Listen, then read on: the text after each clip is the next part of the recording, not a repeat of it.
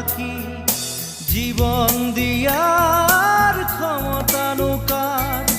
জীবন লোৱাৰ ক্ষমতা অপাৰ জন্ম লোৱাৰ অৰ্থ বিশাল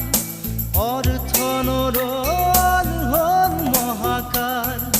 শিশুৰ মুখৰ হাঁহি কেতিয়াকে ঘূৰি আহি শিশুৰ মুখৰ হাঁহি কেতিয়াকে ঘূৰি আহি আদৰিব নৱ প্ৰভাত শান্তি